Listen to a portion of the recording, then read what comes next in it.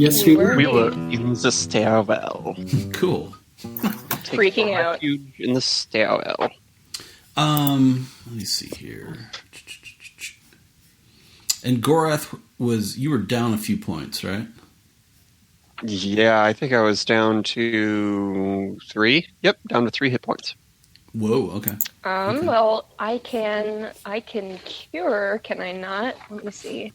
Yeah, so... Attempt to neutralize poisons, remove curses, or heal wounds with a touch. Cool. So maybe, so you guys were running up the stairwell. The statues are not following, right? Like there's, right. I in my mind, I see like the smart one yell at, berating the dumb one for letting you guys go, and like, and the dumb one giving like a shrug, like, and then so you guys are like, it's kind of a multi. There's a couple different ways to get to the steps, and then step straight up to the next floor. So let's say you're like you're halfway up the staircase, and we'll just start there, and you can do whatever you want at that point.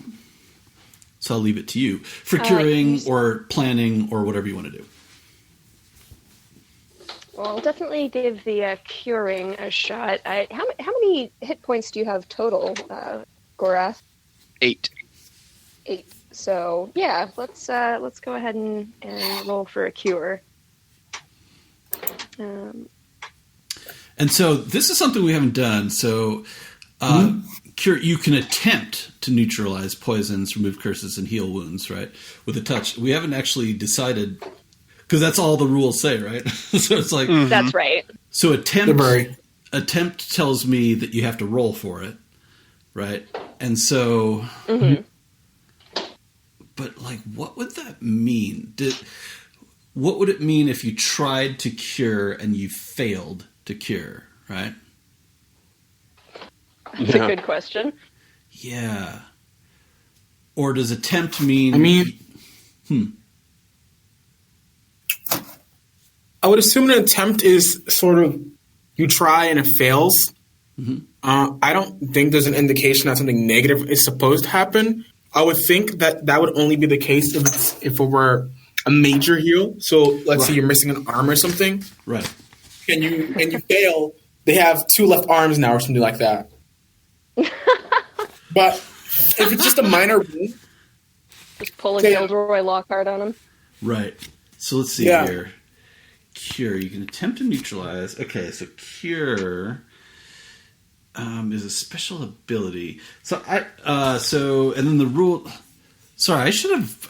This is one of the things I wanted to understand the cleric thing, but I kind of dig this too because it's kind of like we get to decide what the game set. Like it doesn't say I could make it up, but I kind of like bringing everybody into the table and just see. Because we can make things canon as we go, like, and that'll be cool. But because this is an attribute, so skills, if you have an applicable skill, okay, so skill is, okay, so only skills are like you can't miss. So this is not a skill, it's attributes. Okay, so I say roll. Oh, shoot, you're right. Heal is a skill, though. Do you have heal? Did you have heal? Not cure, but heal. Yeah, do you have heal? Yes, I have decipher and heal. Cool. Yeah. Cool. All right, so okay, so then you can't miss. So let's see here. So what would it be? At that point, I think if you do that, how are we going to do this? It would just be like, what, a D6 or something? Well, we could just be It says roll 2d6 for each for attributes. Right, but no, that's because she's got the she's got the heal skill. Here's the dilemma, right? Not the special. Yeah. Exactly. So so you have a skill, so you could definitely heal. But what happens? How do we keep that in check? Where like you're just not healing every 5 seconds, right? Because it doesn't have that. Right. So there's where the mechanic comes from. Well, maybe the mechanic could be you give some of your HP. Well, and that could be like, yeah, so... Sort of, because we did kind of talk about how magic's sort of a life force here. So I'm assuming if you're conjuring up magic, you have to give something in return. So likewise, when you're using magic, it requires you to use either HP or maybe gold. Similar to Dungeons & Dragons in the 5e versions. Usually you have to have something already on you to cast, say, a certain amount of gold. But being as... In this circumstance, I would assume because of canon, it'd be HP you'd have to use. Maybe stat goes down. Maybe you lose a level. Maybe you lose an item. So maybe it's a matter of just what are you giving up in terms of when you're using magic. Well, I guess that begs the question of whether, you can have heal and have it be non-magical based. Like, what if it was a material thing where it was like bandages or like a splint or something, where there's a material cost. On the other hand, if you have bandages, you can that is like a way of healing. And so that argues in my mind against well, if everyone can heal, then this is lame. So it should be cool. And so I feel like it should be a skill. Yeah. I feel like you just roll a D6 and you heal. And let's say it has to be touch. So you have to be close to the person. How about that? Okay. That's the difficulty. But then you can just be healing, but you can only do a D6 worth, which could be very good, right? But yeah, we're gonna have to come back to that because when you level too, oh, right? God. Let's. One. Oh, well, that's cool. You know what we should do? Here's what we should do. It should be, I think it should be D1 plus your level. Or, sorry, D6 plus level, right? Because then that'll scale. How about that? Okay, so 2. 2. Which isn't bad. Which is perfectly fine. Yeah. Okay. 5. Because conceivably, I say we don't put too much of a pullback on that. You know what I mean? Because if you can cure, we'll get to it. If it becomes a problem, maybe we'll your god is tired or whatever, or we'll let. Okay. Oh, you know what I could do? Every time you're about to do that, I could do Dice of Fate. That would be kind of cool, and see how it goes. Yeah. That'd be right. Yeah. Does that sound right? That and how about we could limit its use in combat? Yeah. Cool. I say if you trade-off. try to do it and the Dice of Fate says no, then I don't know. Maybe you'll that could open you up to attack or something. Because if you're healing in the middle of battle, or say in the middle of a conflict, it clearly opens you up to getting hit. Totally. So I think that's one option you could do. But I do like the concept of healing at least basic healing, can only be done by touch. And I do think if you gain levels more and more and your healing and other abilities increase, I do think there needs to be some form of sacrifice or risk mechanic involved in it. Totally. Because if the cleric can just heal whenever without any risk involved, I think that's kind of overpowered. I do too.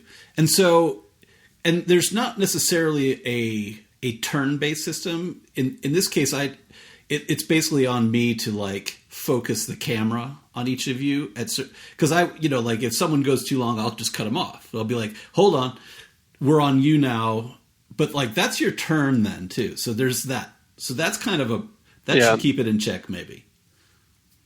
And for combat, I could see that keeping it in check. It's just, how do we limit its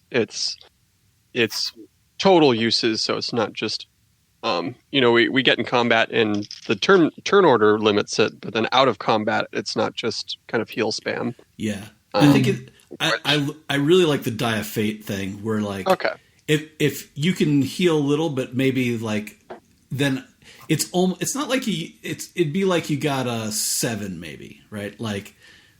You do the thing you wanted to do, but it's going to cost you. Something else will happen. Unless the Die of Fate is okay, right? Cool. You get a high number, cool, you're fine. So I like that because it kind of there's some chance in there anyway. Yeah. Does that sound okay? And we can adjust later if it's too weird. If it helps, I'm taking notes of this. I just wrote that healing should be by touch. Cool. Yeah. Just by touch. By touch, And D6 plus level. Diafate. Diafate comes into play after a couple uses. Like whatever, takes a turn. Like so you open yourself a little bit to attack during that, and that I think that makes sense. That sounds cool, and that makes it worth taking. Fair. I want to make cure worth taking, right? Because that's cool. But you did not take turn. That's going to be fun. I was hoping you took turn because that would have been cool. Anyway, that's a little foreshadowing. Yeah, I figured it's one of those powers where it's either completely useless or very important, and unfortunately, it's up to the DM. Yeah, totally. Okay, so sorry for killing the mood, but that's actually cool. It's fun to talk that through as a group to me. Yeah. Cool. Okay. No, for sure. So you got 2 back. What does that put you at then? I'm at 5. Gorath, cool. All right. That's not bad. Okay, so now I'm just going to step back and let you guys... You're in a hallway. There's a light at the top of it. It's dark inside it. Sorry, Dark not hallway. Sorry, staircase. Just one hallway? Yeah, sorry, I meant staircase. You're in a staircase. Yep. Staircase. You can see a light at the top. You can hear the smart. You can hear the statues arguing still. And there's no magical torches along here. It's not lit the way the room was. Yeah. But you can see a bright light. Yeah, it's dark in here, but there's enough light from below and above where you can kind of make out, things. But there's definitely. I look at Gorath. Okay. What's that? No, I'm looking at Gorath. Gorath, do orcs have dark vision or whatever you call it? I can see extremely well in the dark, and then I stump my foot as I climb up the next step. Wow. Curse loudly in an orcish. That answers the. Okay. Is there any feature in the stairwell? Is there any carvings, any paintings, anything? No, it's just dark stone. It looks like it. Okay, there probably is half of it looks like crumbly stone, and half of it looks more like it has some paint on it. It's a little dark, but it looks like a shift, a slight shift in materials and or just vibe. But it's dark and it's not very exciting, so it doesn't really tell you that much. Okay. But we did see earlier that the tower appears to be kind of a patchwork of different materials, ages of the materials, styles, all that kind of stuff. Mm-hmm. That's okay. Okay. I think after healing Gorath for a little bit, Yulia will go ahead and try and quietly go up the stairs just to see if she can get a peek or hear anything or see anything once the light gets closer. Mm-hmm. Very cautiously. Mm-hmm. Do you want to go up to the landing? Or you're kind of tiptoeing up the stairs? Just tell me what you're doing. Because you can see a light, right? Yeah, tiptoeing up the stairs. I have no idea how far the stairs go up, but I don't know if you've ever snuck up. Yeah, I don't know if you've ever snuck upstairs trying not to be seen, but you kind of let your head peek over just the floor of the landing, just so that you're still mostly on the stairs, but just your head is visible. Right, so... Wait, Yulia! I call over. Why don't you just listen? Maybe you hear something? I say quietly. While you introduce listen? What? No, I was saying my McMuffin was saying, don't peek your head around, instead listen to see if there's anything up ahead. Oh, well, yeah, she's definitely listening, so if she hears anything first. assuming we can hear anything over the sound of the statues arguing. So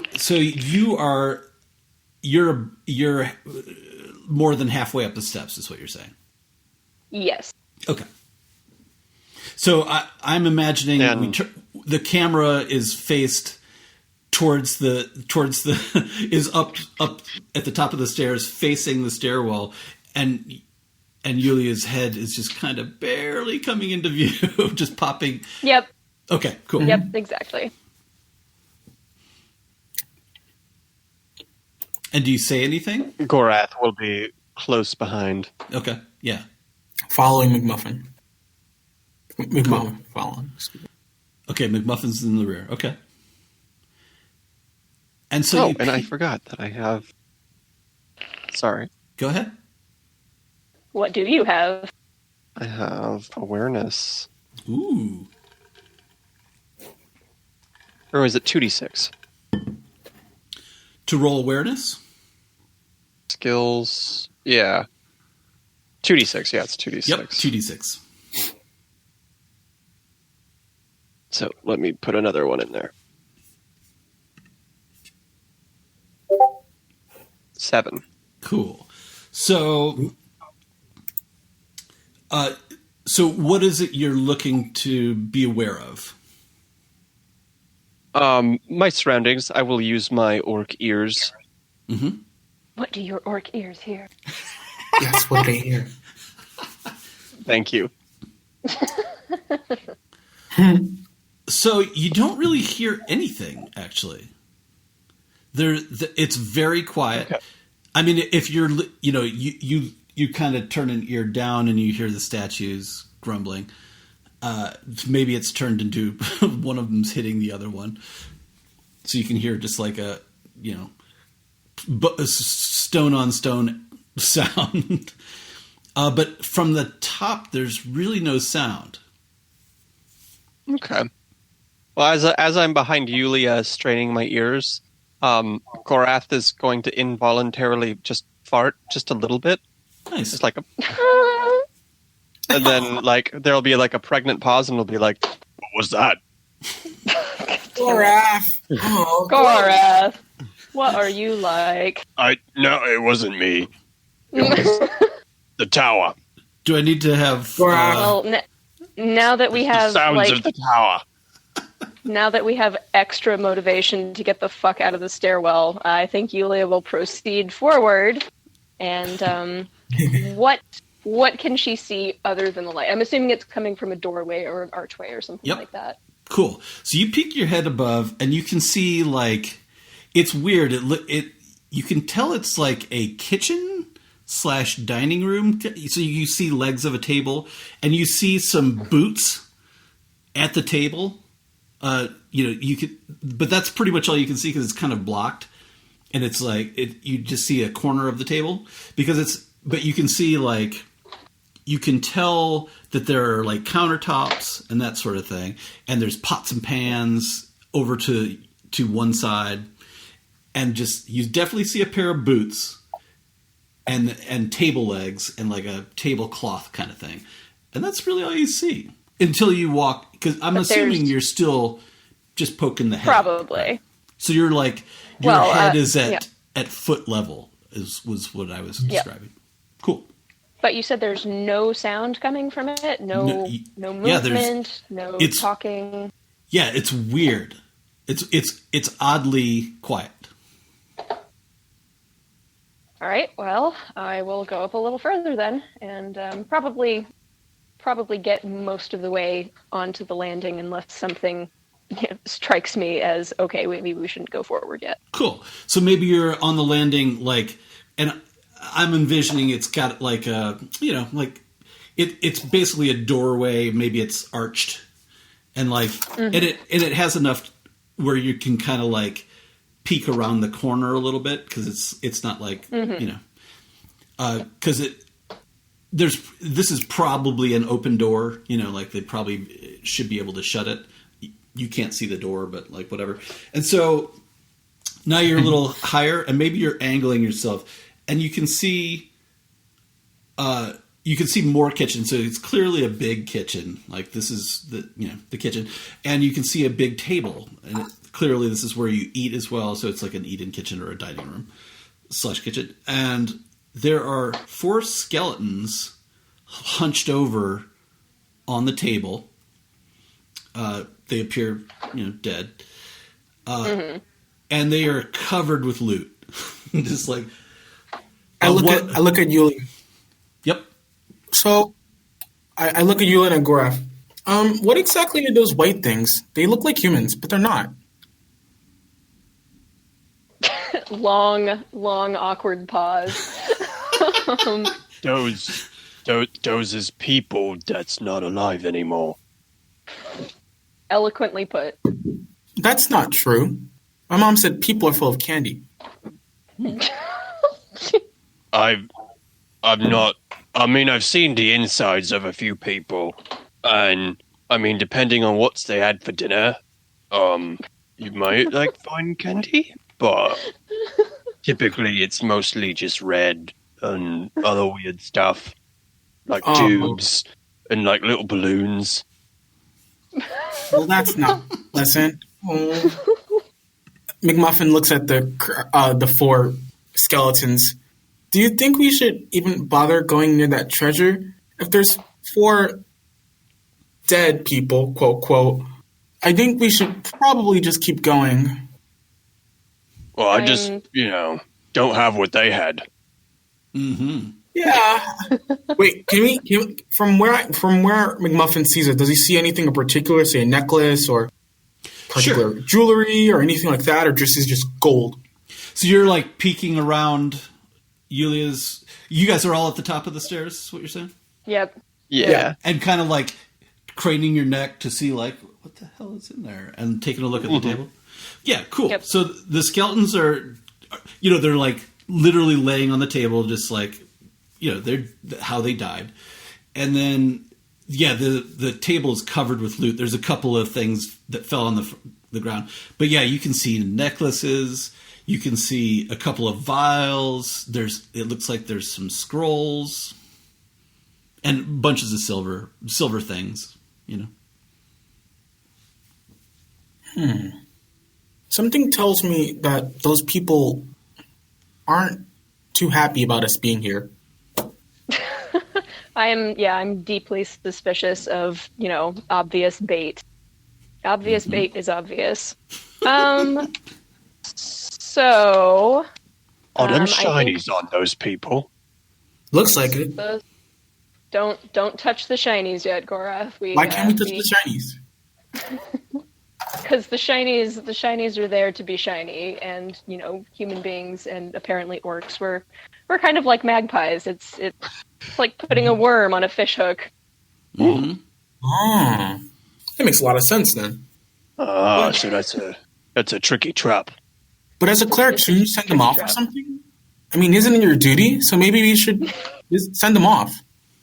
Yulia looks slightly embarrassed. Well, you see, I haven't quite reached that portion of my studies yet. It's it's kind of up there. It's higher level stuff, and I don't know how much use I'm going to be with that. Question, out of character question. Are you trying to deceive my character, or are you just is that true? No, I do not have the ability to send dead people off to the afterlife.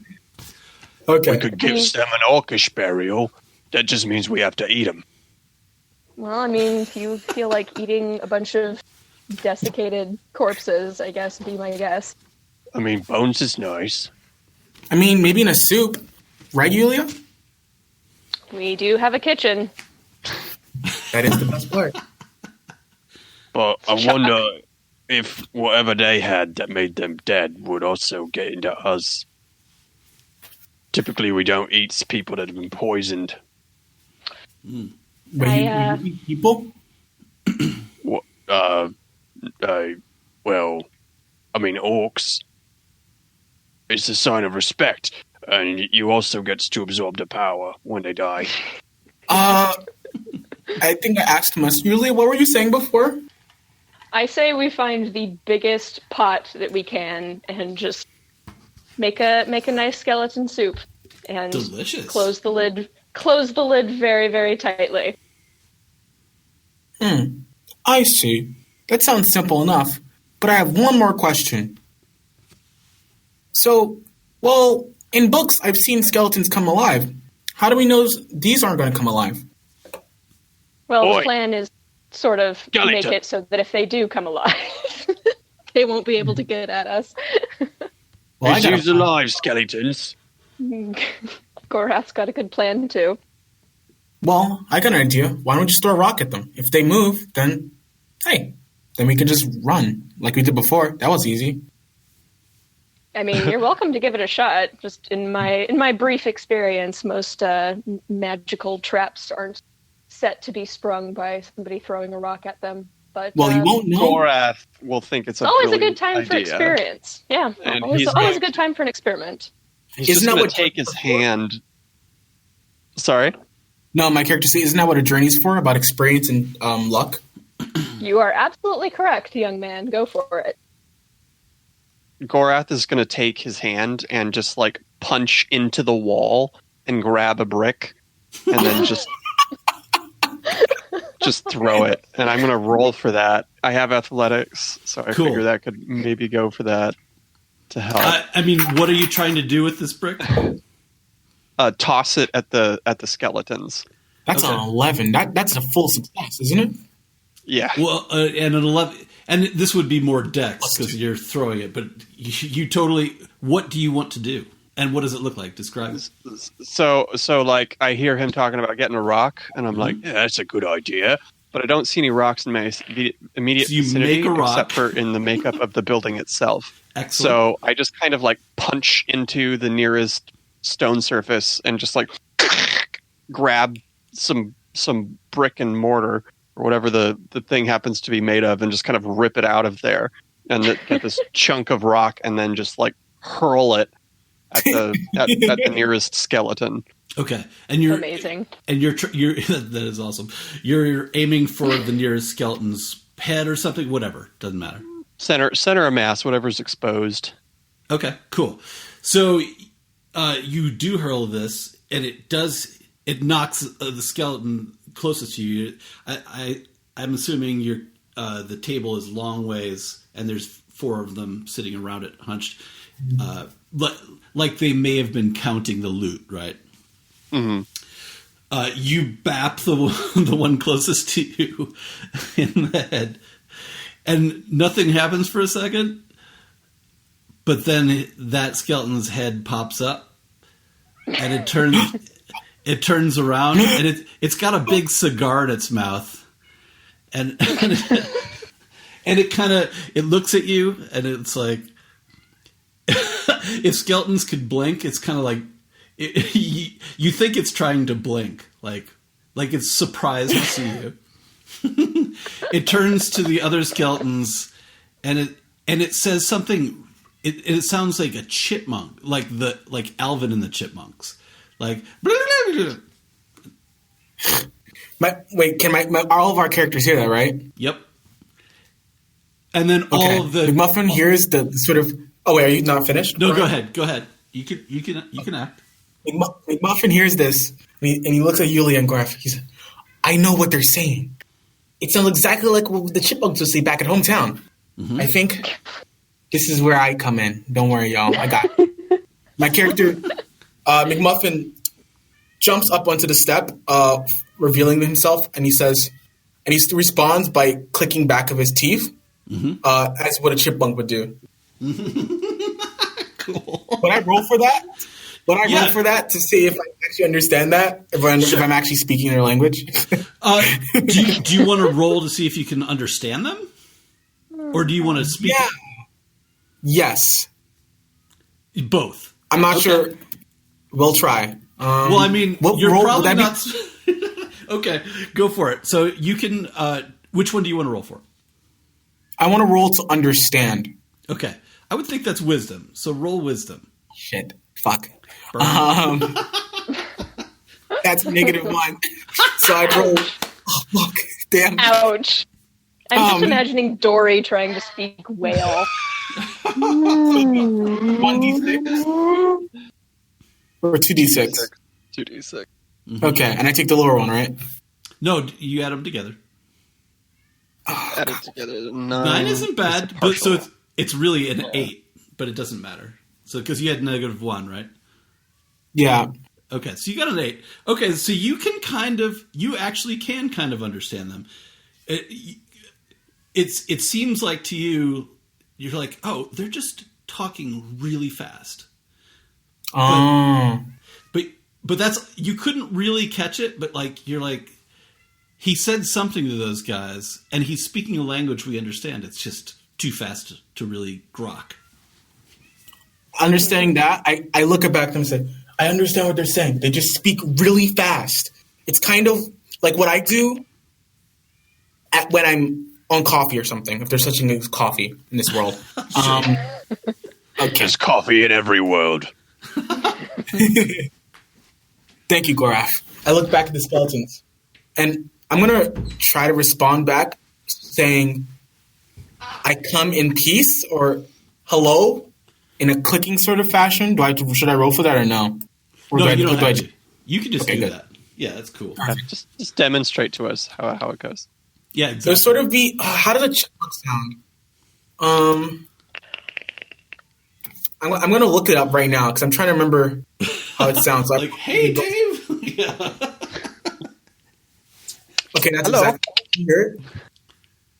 What's that? Actually, I'm just gonna post it in there. Interpret it as you will. That's the sound that my character's making when I bring it to slower pace. Hold on, I have to listen to this. Okay, you're going actual chipmunk. Nice. You said it, so I said that might be perfect. Cool. Okay, so you do this, and while you're doing this, the other 3 skeletons stand up slowly. But like, and then McMuffin, I did not know you was part bat. Hey, I'm not a bat. And they seem to be moving actually pretty quick, right? Like they kind of they jump up, and they all turn their heads to you. So the one you hit in the head has a big cigar in his mouth. One of them, the other ones in the back look just like normal skeletons. One of them has tons of silver chains around its neck. I'm gonna call that one T-Pain. There. Wow. Okay. Do they look like they're attacking, or do they just look like they're standing up quickly? They stood up quickly, and they're looking at McGuffin, and you know, like, I don't mind McMuffin. Oh, it's McMuffin. McMuffin Sorry. just insulted their mothers. McGuffin's my mother's name. I'm writing it down. And the one with the cigar. McMuffin, son of McGuffin. That's fucking great. This is character building. I love it. Totally. The one with the cigar. Do they have weapons, or do they just have their loot? I mean, yeah, they're still wearing their boots and crappy, like shredded pseudo armor and tatters. The one with the cigar crosses his arms, and it's just kind of like they're all just like staring at McMuffin and the noises he's making. What did you say to them? I said hello. They seem relatively nice. And I look back. I look at them. I'm gonna respond. My name is McMuffin. Nice to meet you. Chip in. Sorry about the rock. I've never seen a live skeleton before. I translate for Gorath. He's never seen a skeleton before. And the skeleton with the cigar turns to the other ones and just kind of like gives kind of like a shoulder shrug. And they're all kind of looking at you. Now they're looking at you like puzzled and like a little angry. Everything okay? I say at them. You're chirping at them, right? You are still chirping at them like a chipmunk. Yeah, I'm trying to speak, see if it makes sense. Mm-hmm. Yulia is sort of edging away from the group, looking around, trying to see where the exit is. Like, okay, where do we need to aim for? Cool. I sort of McMuffin takes one more step forward. Yeah. And his hands are to his side, sort of raised to show that that he doesn't mean any harm, hoping that they understand what he says. Okay. And he smiles. And they're talking to themselves in quick chirps again. Just like one will say, and I'll give you from the roll. You can tell it's like they're just trying to figure out what the hell is going on with you guys. Oh, okay. Okay. Understanding that basic concept, McMuffin says, try to say slow down speaking. Mm-hmm. Mm-hmm. So the bigger one, the one with the chains, he says as slowly as he can. So it actually sounds fairly normal. It's like, what you want? He says that in common tongue, right? Yep.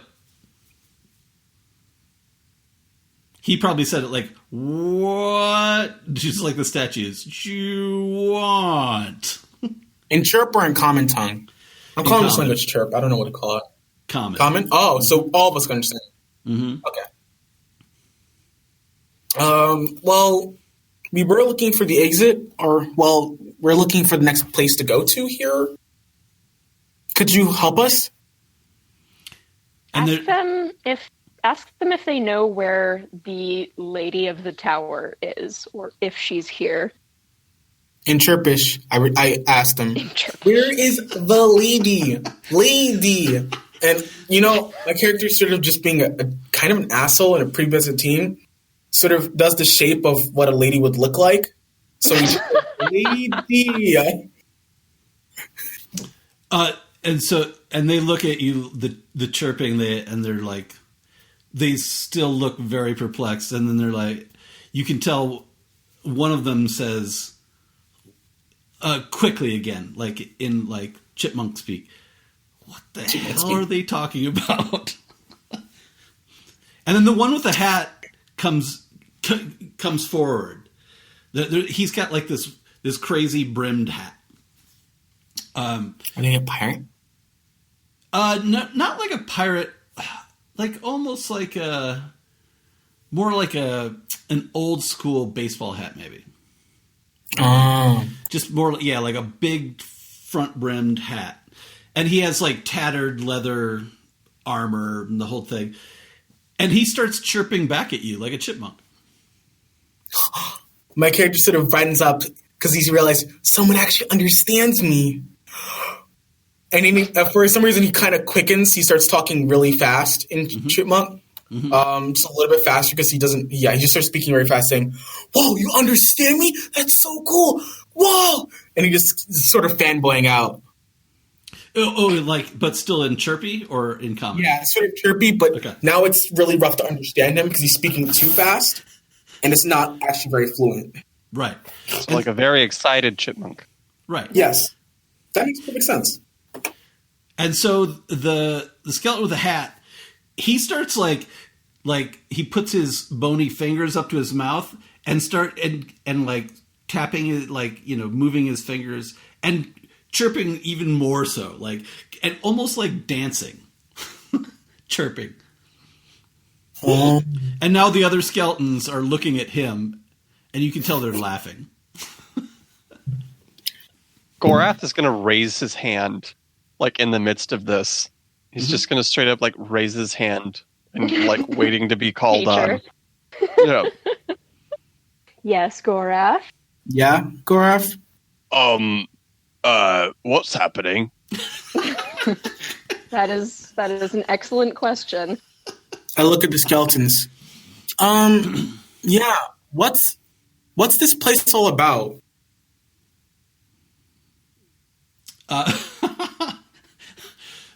And do you say that in chirp? In chirp. Okay, cool. At this point, my character's trying to kind of just flex. He's trying to learn the language better, so he's going to keep going. Mm-hmm. When the only person who can translate for you is just kind of young and naive, and yep. Yeah. So is you actually talking with the skeletons? Yeah, so far they haven't tried to stab us or hurt us, so I think it's working out pretty damn well. I wonder if you asked them how they died, if they would know what you were talking about, or, like, flip out. Yeah. Ask them how they died. And he's saying this really loudly. Ask them how they died. I want to know how they became skeletons. Shh. Quiet. Sorry. It's okay. I look at the skeletons.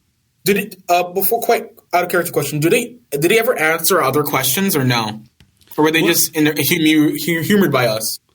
Oh, they're very confused because all they've heard so far is you chipmunking. To them, they have no idea what you're talking about. Oh, they don't understand. No. Oh, okay.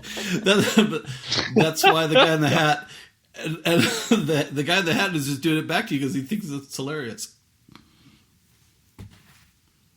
My character doesn't. Okay, I'm gonna keep going. My character doesn't realize. Yeah, you wouldn't know that. Okay. All right. I look at Gorath and Yulia. So I say in a very slow, this time, chirping sounds. Where is the exit? I say, pointing at the table and pointing at behind the table, whatever is over there. Mm-hmm. Mm-hmm. And behind the table, I mean, you can see behind the table there is another stairwell, like staircase. But this is another big room. Like it's about 50 feet across, square. Yeah. I think Yulia's just like edging. Maybe she's like made her way into the more kitchen part of it, away from the dining area, and is just like moving slowly but steadily towards the other side of the room, towards the next stairway. And as you walk in, to the big one and the other the guy with the cigar and the big one, they pull swords out, and the guy with the skeleton with the hat, he turns his back to you and is like, and puts his hands up to like, no. Hold on. And he spins back around and he does his chipmunk dance again. My character I'm starting to get idea of what's going on. He's thinking that they're just joking. And assuming that they thought they understood him, he starts following along. And then he looks at the other skeletons and says, "Why don't you?" And he's sort of, I don't know, he's trying to lead them on to dance with them or something like that. Mm-hmm. So, like, in what way? In a sort of, sing-along. Okay. How far are you from them? This is quite the image. This is really quite the image. Gorath is going to think he gets the gist of the situation and is going to just literally start saying chirp. McMuffin, while that's chirp. Can McMuffin see Yulia from where she's at? You tell me. I don't know where you're at. I'm gonna assume so. I don't think she's hidden. Yeah. Okay. In my mind, you guys are so close, right? Okay. Because I'm assuming that in this big space, I'm still near the staircase, relatively. Yeah. Just right outside the staircase. I'd say you guys are like Yulia's 10, 15 feet from these guys. From the main... Okay. Now the guy with the hat. So it's the skeleton with the hat, and then the big one, the guy with the cigar, and a fourth one, almost in a diamond shape, let's say, as far as they're standing. But they're looking at you. Two of them have swords. The guy with the hat doesn't. And the one in the back hasn't done anything yet. It's just kind of... Okay. He's craning his neck, kind of looking at you guys as well. All right, perfect. Understanding that, I look at Yulia and I sort of wink at her and I say, and the wink, I'm not sure if she'll ever get it, but I wink at her and try and imply that you should go while I take care of this because I clearly got something. Clearly. All right. So it's you and Gorath hanging out with the skeletons, and Yulia is edging towards the stairwell. Yep. Well, and they're blocking your path from the stairwell for sure. Okay. All right. What if I'm in the more kitchen area? Is there anything? I'm thinking of something that. I mean, let's be real. Kitchens have all kinds of shit you can throw at people. There are pans hanging. There's you guys are kind of coming in. You'd be at the kitchen part of it, like, and the table is. Think of it as a long picnic table in the middle, and it's like there's kitchen supplies and that sort of thing, and then in the back there's like cabinets for whatever dishes and things like that, And these guys are standing at the table. They get up and they're blocking the path to that, to get in there. You would be standing next to like the stove and the counter. So on the stove, for sure, there would be, cauldrons and or big pots or whatever. Okay. I will arm myself with a frying pan, the truest Cool. and best of all kitchen weapons. Wow. Okay. Solid. And so yeah, I kind of try to make eye contact with Gorath and McMuffin and say, okay, I think we're going to need to get ready to get out of here very, very quickly. Right. Cool. And like when seeing like Gorath will notice the swords being drawn, like, and when that happens, he's going to like turn to McMuffin and be like, "What did you say to them?" I didn't say anything. I'm just trying. All I was saying was hello, and they were seeming to dance along with me. But someone here, and he looks at Yulia, seems to not like our new friends. Skeletons with swords who are getting up and menacing us. Yeah, you're right. I'm not terribly fond of them so far. Well, they can't be very strong. They don't have any muscles. Quick question: is the one skeleton's cigar out? Is it lit or unlit? He's like occasionally puffing it like it's lit, but it's not. Oh, but it is not. Okay. McMuffin. Well, there goes that idea. McMuffin looks at the table behind them and points to it, and then he looks at the man, the skeleton in the red hat. He sort of gives a shrug, trying to imply what is the table for. If that makes any sense. Cool. So, as you guys were doing this... What is he pointing at, McMuffin? Literally his point. What was your point? I asked, what is McMuffin pointing at? I said, what is you pointing at? Table. All right. Hold on just a second. The bird is being himself. Just a second. Cool. She has to go wrestle the bird. Mm-hmm. Suplex the bird. Oh man, that bird can be scary. He doesn't like me a whole lot right now, just because he's a cockatoo, and cockatoos kind of bond to a single person, which he's bonded to my wife, and so he doesn't like me. I get in the way of their relationship. So he'll fly down off the perch, and he will chase me around, and like try and bite my feet off. Wow! Except he's really slow and pigeon-toed, so it's really funny.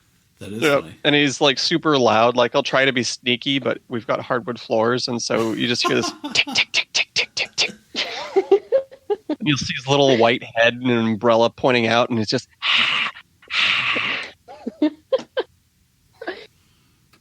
He tries to look as big and as terrifying as he can. And I mean, to be fair, he's more terrifying than you'd think a bird that weighs like 1.5 pounds would be, but still pretty. You ever been bitten by a fucking cockatoo? That'll give you a healthy respect for them. Yeah, they have a can opener attached to their face, and it's just not fair. That is deeply terrifying. Mm-hmm. Okay, I'm back. Cool. He's safely secured. So these things are all happening, and McMuffin is pointing at the table. Yulia picks up the frying pan, and Gorath is having a conversation. And as you're doing that, you notice the skeleton in back. He moves quickly over to like the side of the thing, and there's a mirror, like a shiny, like it's probably like stainless steel. It's might not even, but it's a reflective surface, and it looks like he's like quickly moving his bony fingers through hair that does not exist. And as he's doing that, he says slowly enough so it sounds like normal speed, "Let's just kill them." Huh? Wait, what? Gorath, sick him! Huh? Did that skeleton just say he wants to kill us? Mm-hmm. Yep. He did. Wait, I thought we were friends. Oi, skeleton, why you want to kill us? Can we just solve this by non-violent means, preferably? And like, go ahead. No, you go ahead. So the skeleton in back just quickly throws up a crossbow and shoots it at McMuffin because he's closest. Hits him. It hits him in the shoulder, and it's just sticking in the shoulder. Wait, mine? Yep. It hits me in the shoulder? Yep, he shoots you in the shoulder with a crossbow. Are they moving faster or slower or normal speed? They're moving much faster than you guys are. That's not good. Nope. That's really not good. He shoots you and hits you for 2 damage.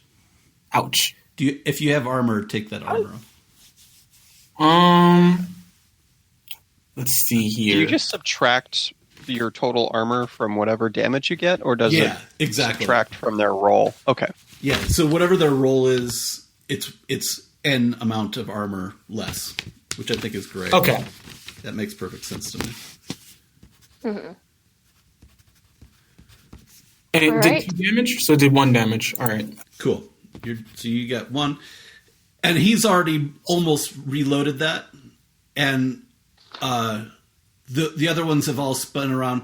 And the guy with the hat also pulls out a blade. What are you going to do? This is bad. This is bad. Yeah. So violence is the only option, apparently? You tell me.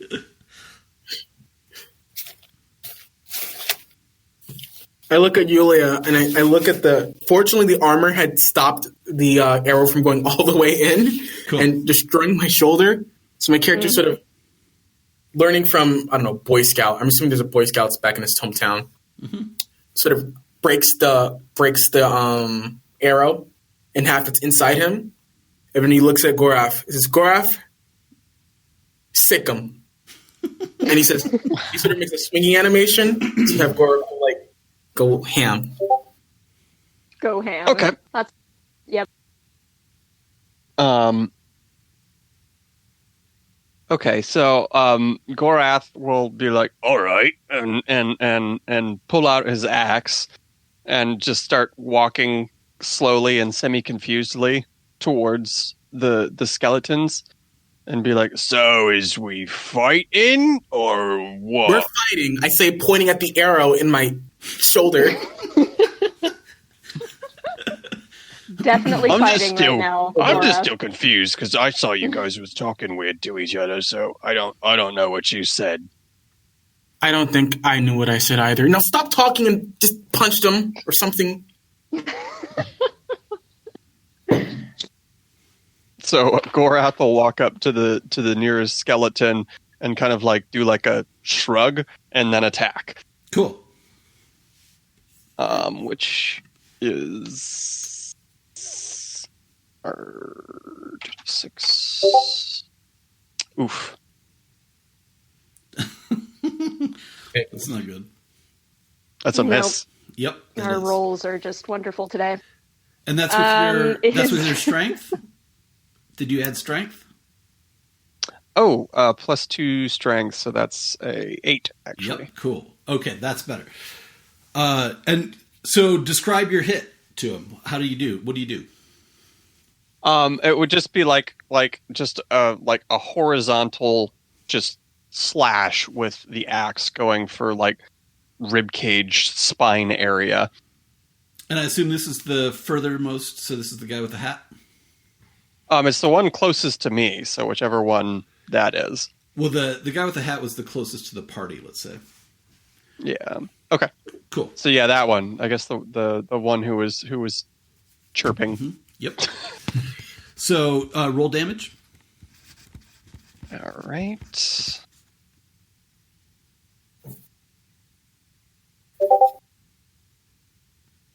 Cool. Wait, what? Sorry, I fucked that up. No, that was a bad roll. I pushed the wrong thing. There we go. 1d6 plus 2, right? Cool. Ooh, that's a good hit. Okay, so cool. So I'm going to say, hold on. Shit, no, that was 2d6, so it's only 4. Oh, okay, cool. No, that's cool. Cool, but you have plus 2, right, to your axe? To my attack. Yeah. Cool. Yep, I've got +1, so I just go 2.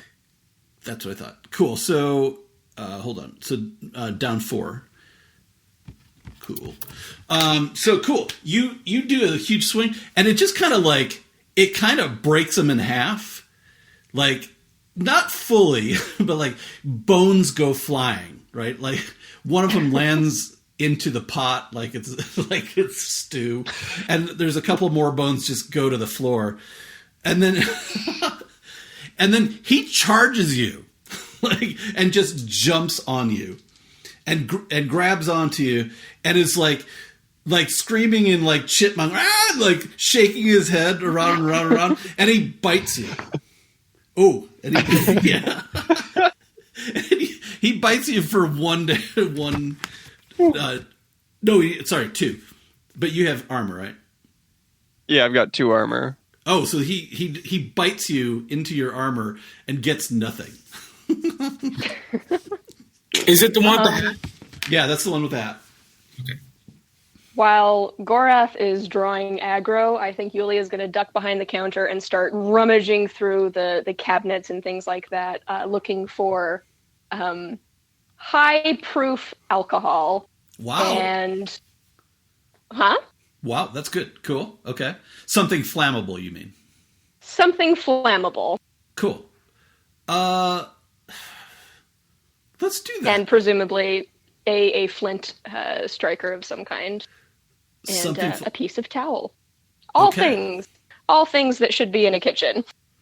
I would say maybe that'd be what is it called? A die of fate roll? Probably. That would be okay. I would say, okay, you find a flask of oil. Fate was good. That'll work. It was good, but it wasn't great to you. It was fine. So you do find some oil. Maybe it's like old rancid cooking oil, let's say. Okay. All right, that will work. And a flint striker should be by the stove, assuming. And before you can get to the stove, the bigger of the skeletons, the one with the gold chains or the silver chains, smashes his hammer down in front of you to kind of like stop your movement. Okay. Well, I don't have any bonus to my strength, but I'm going to assume. What? No, I see that. I was just thinking of something I could do, but finish what you were saying. No, go ahead. I was going to freak out and just swing with a pan. Oh, okay. I mean, I say you swing with a pan. Go for it. I'll do it. Yeah, do it. Okay. 2d6 plus strength. What is pan damage? Exactly. What would pan damage be? I'm going to say it's just, it would be just the same as like a blunt object, so it would be just even up. 5. That is cool. You got to roll another d6. Oh, shoot, yeah, you got sorry. 2 d6s for the attempt. And your strength is 0. Still getting used to that. Hold on. I should call out the dice for you guys until you get used to it. Okay. That's a 9. That's 5 plus 4. And your strength is 0? Yep. Yulia? Yep, 0. Okay, cool. So you 0. You smash him in the face. Roll damage, please. That's cool. What's damage? Do a d6 No modifier. Okay.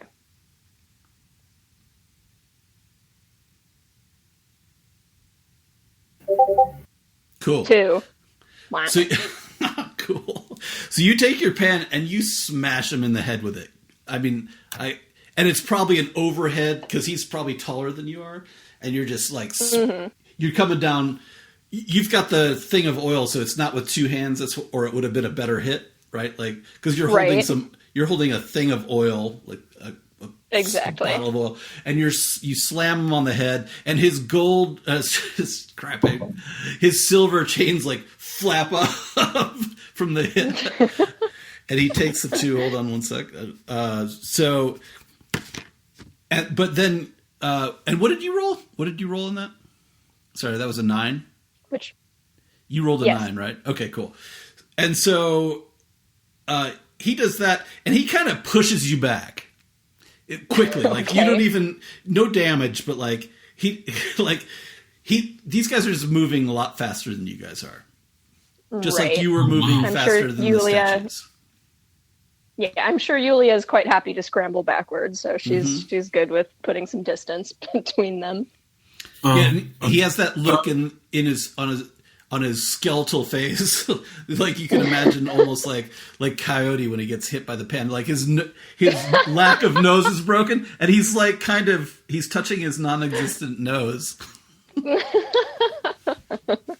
Excellent. Okay. As that's happening, McMuffin sees that, and he's he's kind of angry because he thought he had built some sort of friendship. So he rolls behind.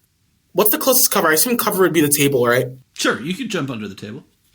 All right, so my character rolls underneath the table, and he says, and he looks at the big brawny one that targeted Yulia, and he says, "You shouldn't be hitting people on my watch."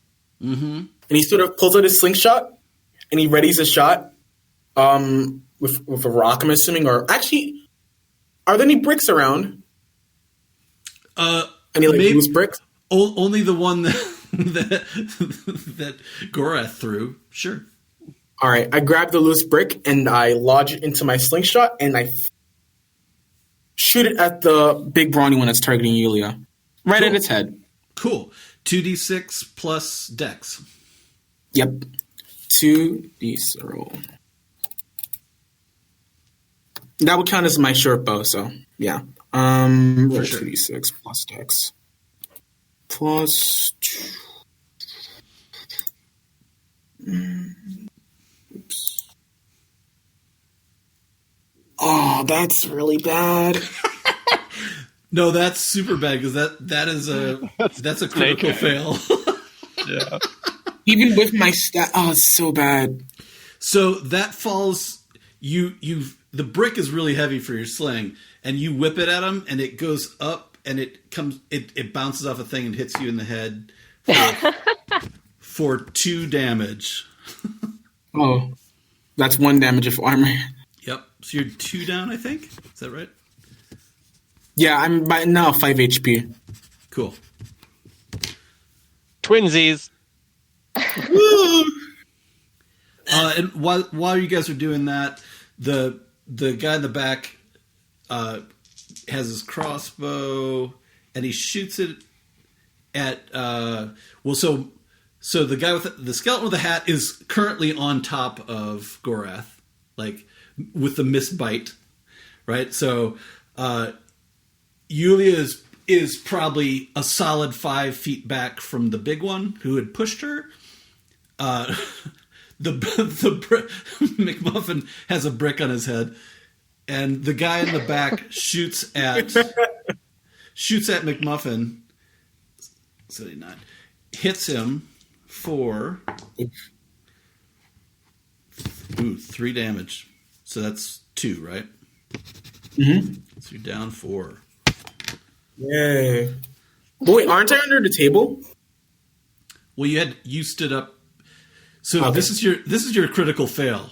You stood up to throw that thing. That thing hit you, and so did he. So you got critical fail is not going to be good. And luckily, we should not see very many of those. Yeah, we'll see. Because you got to roll 2 1s, man. Oh man. Okay. I want to roll again. Cool. All right. So Gorath with the skeleton on his back. Little does this skeleton know that Gorath fucking loves wrestling. Yeah. He's like Andre the Giant fan. Yep. He is Andre the Giant. So he's like gonna do like a orc roar, like "Rah!" and like kind of get like a grin on his face, and he'll like reach behind him and like try to grab onto the skeleton and like pull him off, and then put him into like a weird headlock thing. Mm-hmm. Trying to crunch his his head or something. Athletics. I would say totally athletics. Yeah. And what are you trying to do? Okay. I'm trying to put the skeleton into a headlock. Trying to pull him off and put him into a headlock. Okay. So yeah, roll. You have athletics, right? I do. Okay, cool. But I don't think that I mean, I guess with a skill it says you can't fail, but that's pretty bad. That's pretty bad.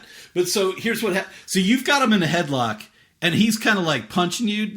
He can't really get any shots in. But you've got him kind of. Let's just say you've got him in your grasp.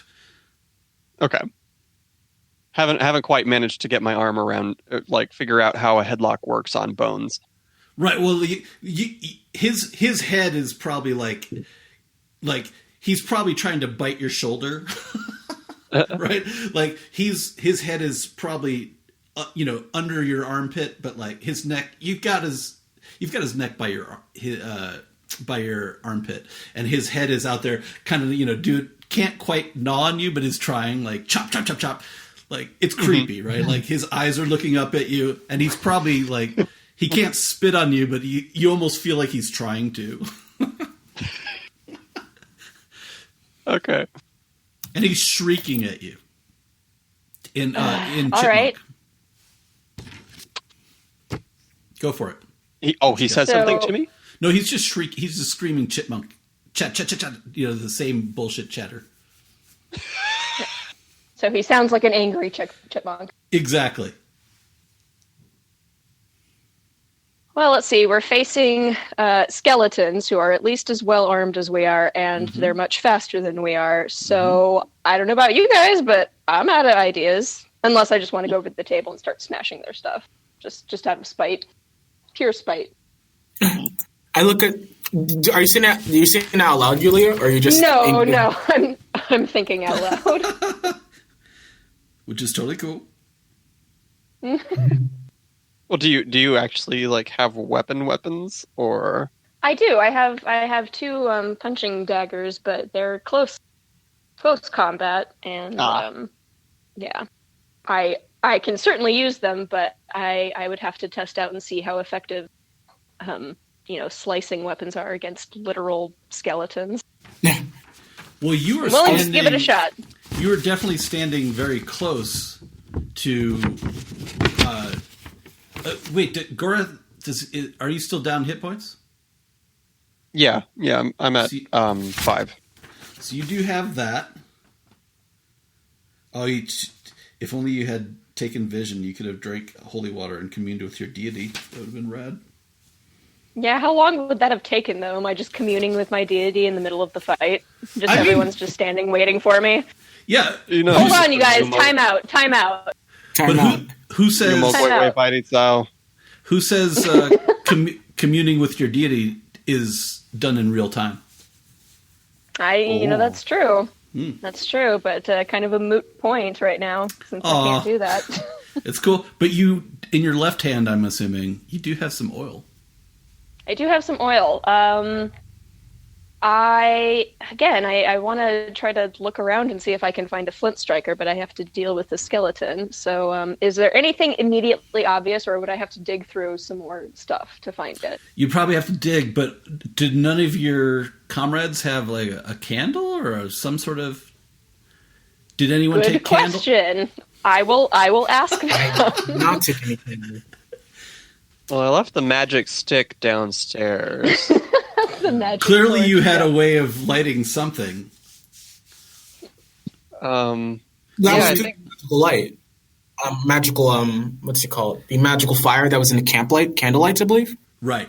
In this room, all the way back downstairs. Yeah, in this room, there's more of those, but it's magic. Okay, perfect. All right. The entire place is now lit by magic.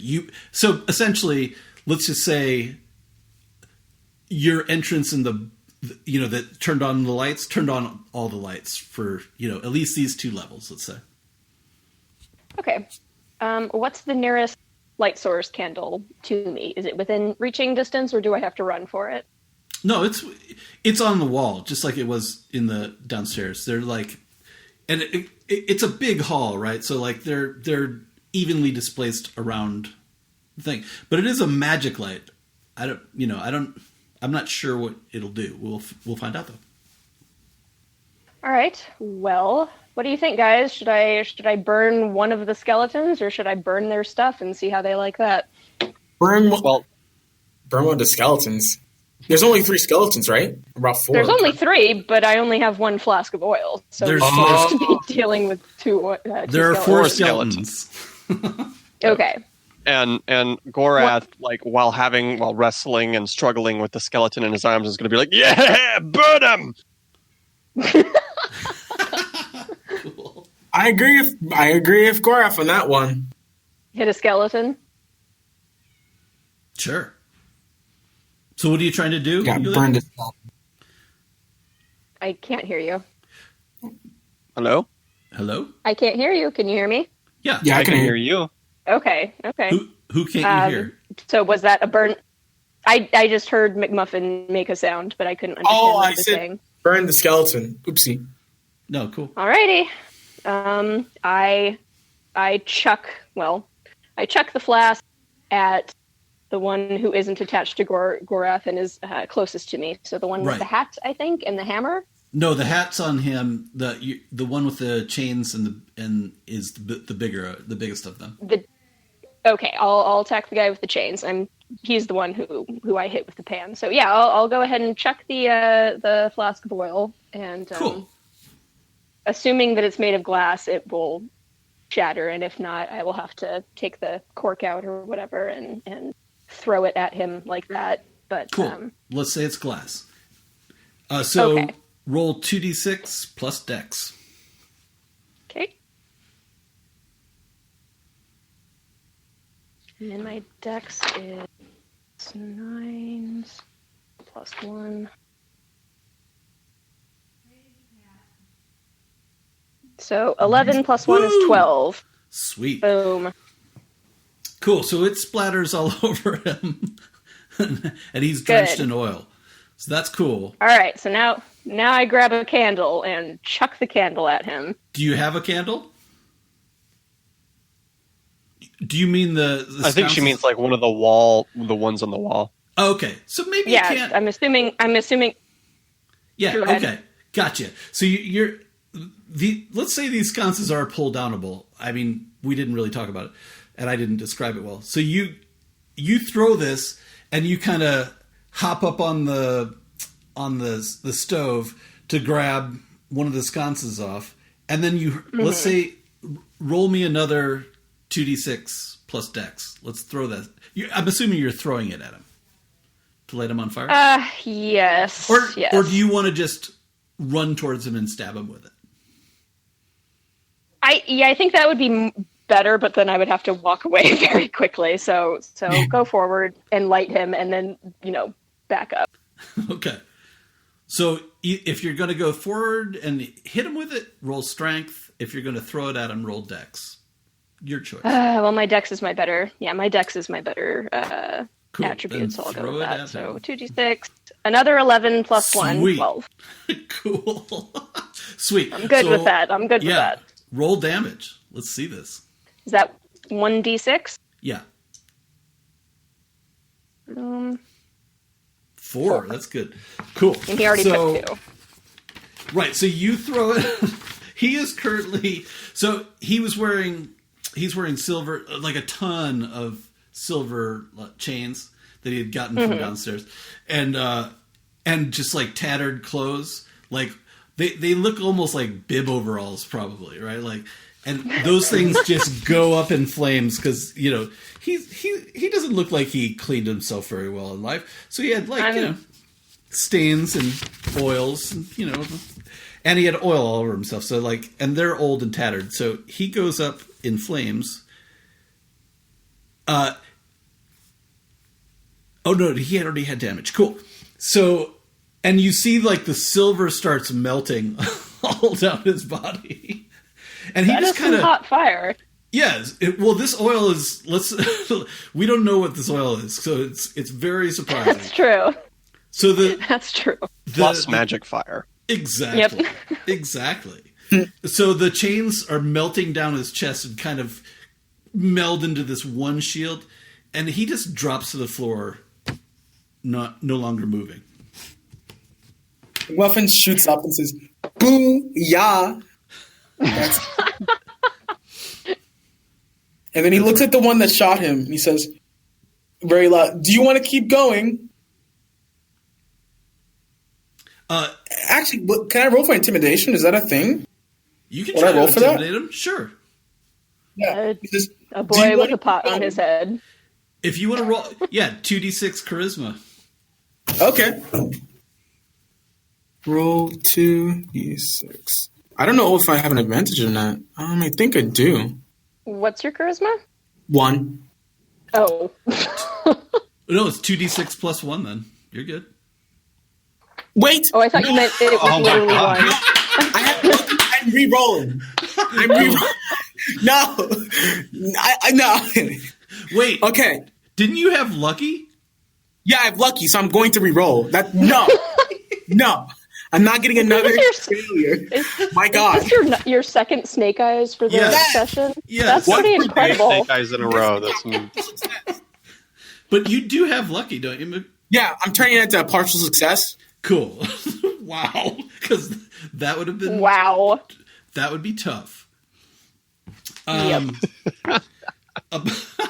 So, describe what you're doing and what your intent is.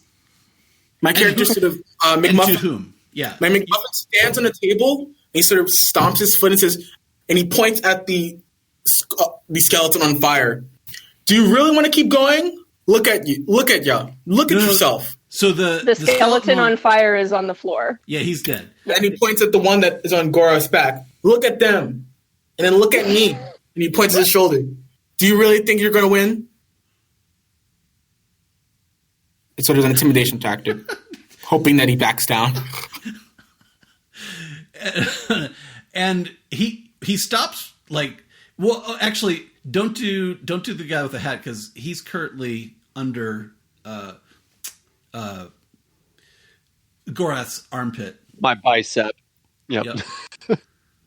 So you're looking at the one in the back with the pretend hair, let's say. Yeah. And he takes a step back and lowers his crossbow that he was trying to, and the crossbow shoots into the floor because he had it triggered and it shoots into the floor, and then he's kind of embarrassed and he kind of looks around quickly to see if anyone noticed except you. But then I clearly noticed, obviously. Yeah. So he's slightly intimidated and he takes a few steps back and draws 2 daggers out of his, sheaths and just drops the crossbow and steps back and readies himself. I sigh. Do you really want to keep doing this? Just let us go. I say. How much distance is between us and the second stairway? Yeah. Probably about 30 feet. Because you guys are probably 10, 15 feet in. Okay. And they're in your way. Not insignificant, especially if they're running faster than we are. So, right. All right. And well, this one when they take out their daggers, I kind of ready my slingshot again, and I shoot at the one with the daggers. Okay, but you are moving too fast. You already had an action. My bad. Yeah, let's go to Gorath. Okay. So it's a toss-up. I don't know whether I want to attempt to pull the skeleton's head off or like slam him, like do like a wrestling move where I pick him up and throw him and like slam him on the table. Oh man, what is that called? Like a body crunch? I knew the name of that move. The body crunch. The body crunch. That's a good question. That works. I mean, you might be able to pull his head off and use it as a weapon against somebody else. Well, yeah. You said earlier when Gorath first attacked the skeleton that some of its bones kind of flew off and scattered in other directions. Yes. Okay. So the bones are not like coming back and reattaching. Once they're separated, they're separated. As far as you know so far. So far. Mm-hmm. Okay. You already burnt because of the position. Yeah. Go for it. Because of the position that I'm currently in, I think it would make the most sense for me to like reach over with my other hand, which I imagine I've got him headlocked in like my left arm. Yep. And then use my like right hand to just like grab onto his head, and I'll probably like use his eye sockets as like anchor points. Awesome. And just start pulling as hard as my orcish muscles can. Right. And I will use athletics for that as well, because I'm so athletic. So that's a headlock. 7. Headlock suplex. Would I add strength to this, or? Sure. Yeah, because this is you're definitely trying strength move. Sorry. Okay. So this would be a 9. Cool. So you pull his head clean off. Roll damage.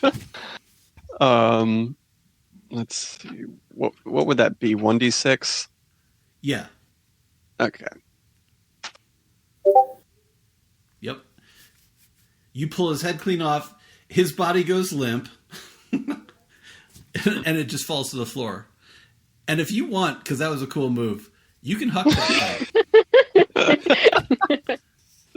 I will. Yeah. Cool. I'll pull it off, and like as it comes off, the momentum of my arm will just like already have it like cocked back for a throw, and I'll just kind of in the same movement chuck it at the one that just dropped his crossbow.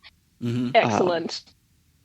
So that would be a dex, which I actually do have a dex. So let's see. 2d6. So 2d6 plus dex. Another 9. Cool. So roll damage. 2. 2. Cool. So let's see. Mm-hmm. So cool.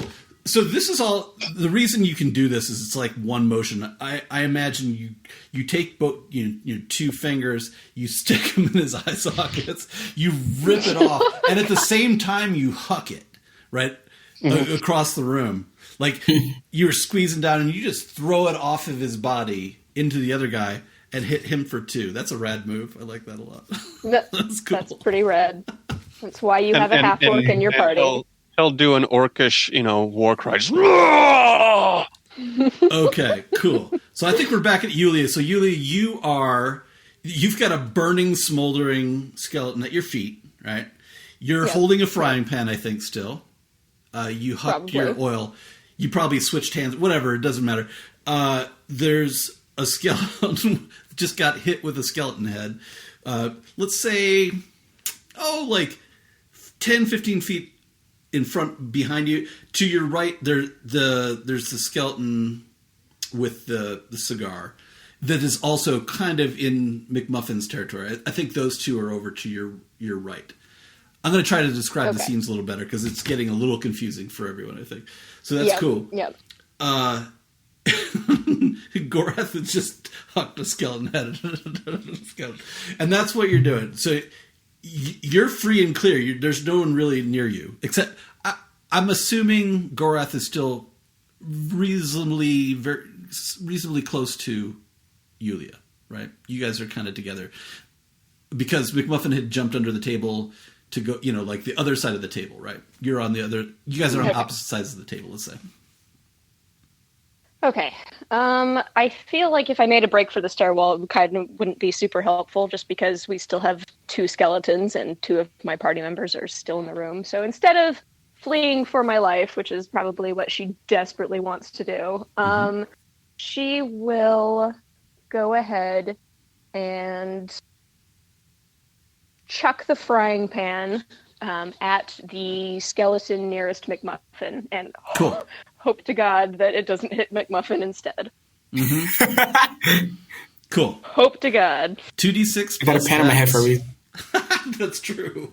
You do have a pan. I got a pot. Excuse me. Yeah, I forgot you're the pothead. The wrong. He's the pothead. The bad way of pothead. Ooh, 8. Okay, cool. It's an 8. Does that work? Yeah, that does work. Partial success. Yep. Cool. So you success. do whip it at this guy. Roll damage, please. All right. 5. Oh, nice. Wow. Cool. All right. Yeah. It is cast iron. That should exactly. Cool. Well, it does. So it nails him in the face. Like his cigar pops out and drops on the floor. Yes. Smoking kills. And it kind of careens off his scully head, and it drops. And it does hit. It drops right on McMuffin's foot, causing no damage necessarily, but it stings a little because you got a partial success. He just does that comical hopping up and down. Right. Yeah. But the force from that pan hit this guy so hard, he drops his cigar out of his mouth, but he catches it, and he puts it back in his mouth, and he's eerily quick and spins around. Now he's looking right at you, angrily. Bring it on! Bring it on! I mean, okay. Now that the pan, now that she does not have the pan taking up valuable hand space, Yulia will get her Katars out. Oh, cool. You got it. And now we're back at McMuffin. McMuffin, the scene is the same. So the cigar guy has his back to you. Is looking. You're on the other side of the table. He's between you and Yulia. Let's say he's looking back at Yulia. He's still a little far away. And the guy with the imaginary hair with the 2 daggers is towards the staircase. What do you do? He looks at the one with the imaginary hair. McMuffin has a personal spite against that one. Yep. He aims the slingshot one more time, and he prays, "This better hit this time." Okay. So yeah, I'm gonna roll for that. Cool. Roll it. 2d6 if it's Snake Eyes again, I'm gonna laugh so hard. Me too. That'd be impossible. It's impossible. It can't happen for a 13. Oh, there you go. Okay. Oh, that's a critical success. There you go. It wasn't technically, but like even so. Cool. You roll damage. 1d6. Yep. Do you have any on your sling? There's no plus, right? That's 4. Nice. Nice. I think there's no. It's just a short bow. Yeah. So I don't think d6. Yeah. Also slings. Yeah. I think those are regular, so that's cool. Okay, so cool. So you wallop him. Describe how you kill him. I'm thinking he was trying to be a sort of bully and just hit them where he wouldn't kill them, but he accidentally does it. So he hits them right in the forehead, and with a big blop, because the bullet he hit him with was just a rock. So he just hit him with a really thick rock. Cool. Right through the skull. Right through the skull. And it just cracks. It goes straight through his skull. At the back of his head, back of his skull shatters. His skull just shatters, and he just drops to the floor, dropping his daggers. Cool. Once he sees once McMuffin sees that, he sort of, flexes his biceps or something. He says, "Dang, I am so cool." Awesome. So now the 3 of you are kind of surrounding this one last skeleton. I guess we would turn to Gorath at this point. I guess he would. All right. Gorath is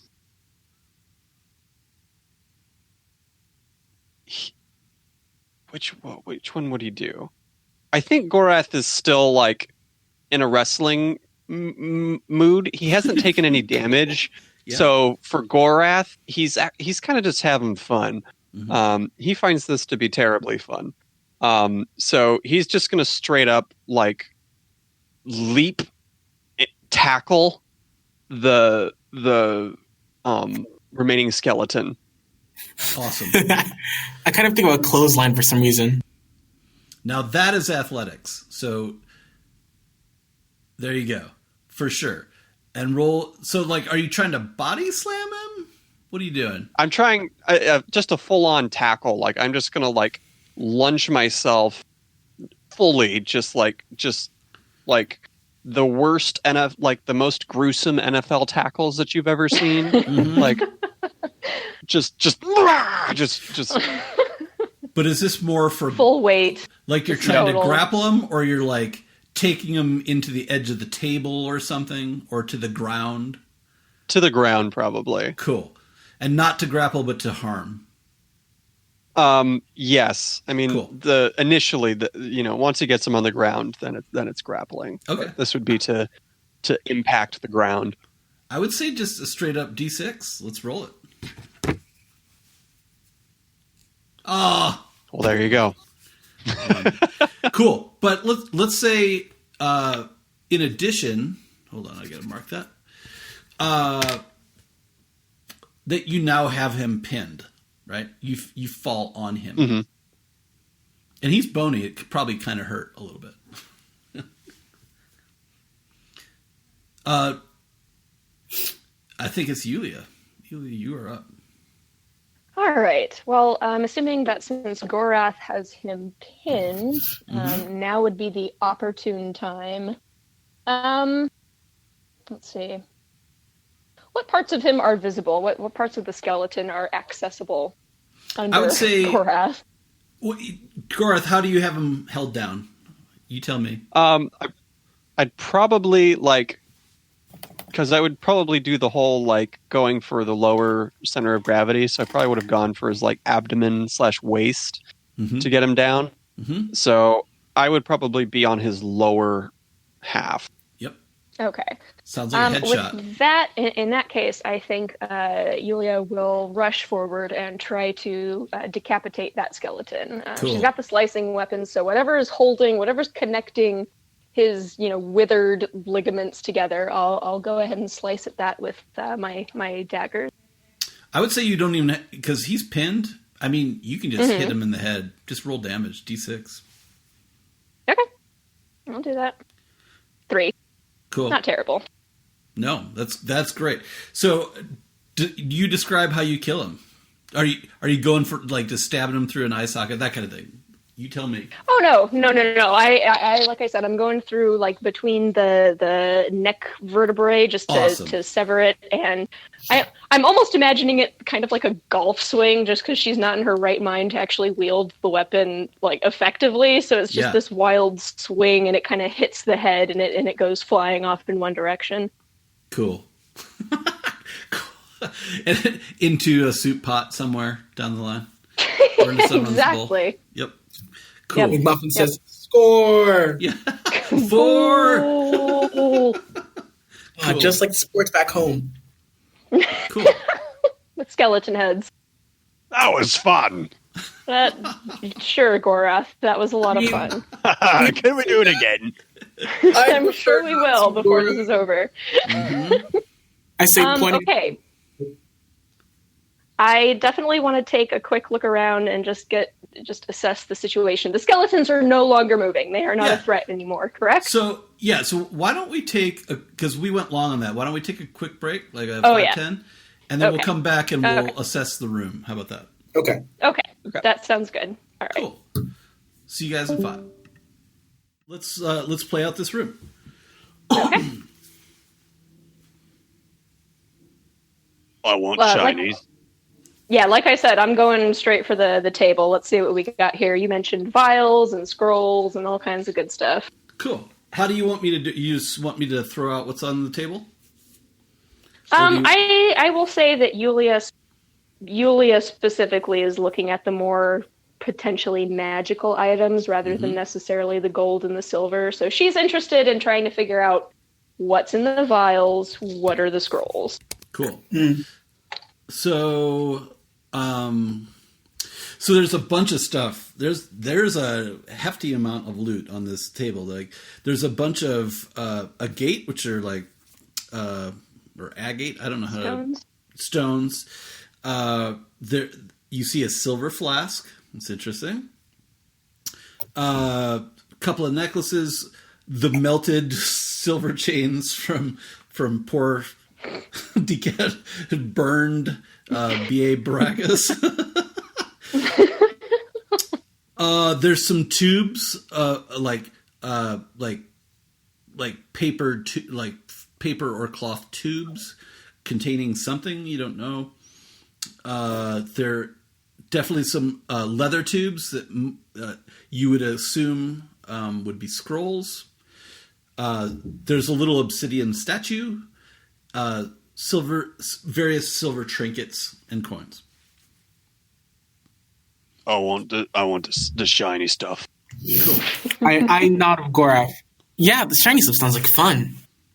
Cool. So, all right, yeah, Yulia's gonna let them take care of the shiny stuff, whatever. But does she recognize anything? Like, can she look at it and determine, okay, this, is probably along these lines, or does she need to open it all up? Like, see what's in the silver flask, see what's in the scroll tube. Yeah, you can take a peek at what's in each one. That's fine. Which one would you want to start with? I'll start with the scrolls. Cool. So there's definitely let me see how many there are. Oh, and there's also a bottle of liquid as well. So you describe you there is a leather scroll. You probably would know that's definitely a wizardy scroll tube. That's what they all come in, right? Like. Wizard scroll tube, obviously. Wizard scroll tube. Why don't you roll 2d6 plus wisdom to see if you can decipher this? Or use decipher. Shit. Okay, so for decipher, let's see. What do I get? Then you just roll 2d6. Is a skill. Yeah, so you can't fail. Okay. But let's see how much you know about this. 7. Not terrible. No, that's fine then. So that's like straight up. So it's clear you can make out the language, even though this is more of a wizard thing. But this is a scroll of detect poison. Ooh, yeah. In the bag that goes, scroll of detect poison. And you would know that these scrolls are generally like 30, 50 silver. Yeah. Scroll of. Gorath I will, of course. has. Go ahead. Go ahead. I said I will, of course, be selling these scrolls so that I can feed the poor, blind, and deaf orphans of the world. Not for my own enrichment. Clearly, obviously. Of course not. Obviously. Of course not. Okay. All right, Gorath, go ahead. Gorath is like going to sit down at the part of the table where there's the most like silver like pieces and necklaces, and he's going to like pull it all into a big pile and then start taking like pieces and putting them into 3 quote unquote equal piles. And when he finishes, the 2 piles are going to be slightly but noticeably smaller than the pile that's in front of Gorath. Cool. Well, I mean, Gorath's bigger, right? I mean, it's just normal, right? Go but by he probably size then. But who most work, But does I kind of I threw a head at a one and I tackled another one. I should. This is my pile. Wait, does your pile have all the silver shiny stuff and like so the stones would be not like shiny probably? Yeah, I probably wouldn't have much appreciation for stones. Cool. So the stones would have probably made their way out of my pile. And obsidian is black, so not that. Yeah. Cool. Cool. Are the stones just rare and valuable for that, or are they used for anything that I guess Yulia is aware of? Are they a useful ingredient, or are they just kind of there? They're just like monetary. These ones. Okay. So aside from gold and silver and stones and some occasional scrolls, is there anything else on the table? So there's a silver flask that's interesting. And there is a glass vial of liquid. Okay, so McMuffin's going to grab the silver flask, and then they're going to grab the liquid, and he holds it up to his face. He says, Yulia, should I drink this? Well, the silver and the silver recommend it. The flask is full also. The flask is full. It feels full in my hand. I'm actually kind of thirsty. Could I have some of that? Clarification, is the flask itself silver, or is it filled with silver liquid? Both. Well, I can either see through it, or I can't. So I'm assuming I can't. Are you asking me or are you asking Brine? Brine. Okay. Well, I'm saying you could look at it, but if they're going to drink it, they're going to drink it. I mean, far be it from me to stop you. Go ahead. McMuffin looks at Yulia and he says, I'll put it away for now. Then he looks around the table and just looks at all these gems. So I'm assuming they're just different color gems of all kinds. Yeah, they're like stones. Like look up agate, Agate. Oh, so they're the blue ones? Yeah, like they come in all kinds of colors. Yeah. So specifically, there's 10 moss, 10 banded. I actually don't know what that means. This was just like a loot calculator. Stripey. What else we got? There's an obsidian statue. It's like, who wants to describe that? Like, someone pick it up and describe it. Obsidian statue? Yeah, it's black. Statue. Yep. And it looks like a thing. So just a statue made of obsidian. Yeah. Yes. I'm going to say it looks like a carved jackal. Cool. Like an Egyptian style, kind of. Yeah. Love it. Canon. It's in there. Picturing. Obsidian jackal. I say we fill our pockets, assuming, I wish I had any sort of powers to discern, if something is magical or not, but... well, you could probably look in the flask and see what it is. Just from your deduction, I think you would have been around this enough to know. Okay. I hand it to Yulia. What do you think it is? Okay. My guess before rolling would be Quicksilver. Should I roll a 1d6? No, just because you are able to, you're deciphering things, like, that this is like a wizard's silver flask full of Quicksilver, and there's 5 portions, or whatever. Okay. So if he drank it, he'd be fine, but it's addictive drug. Right.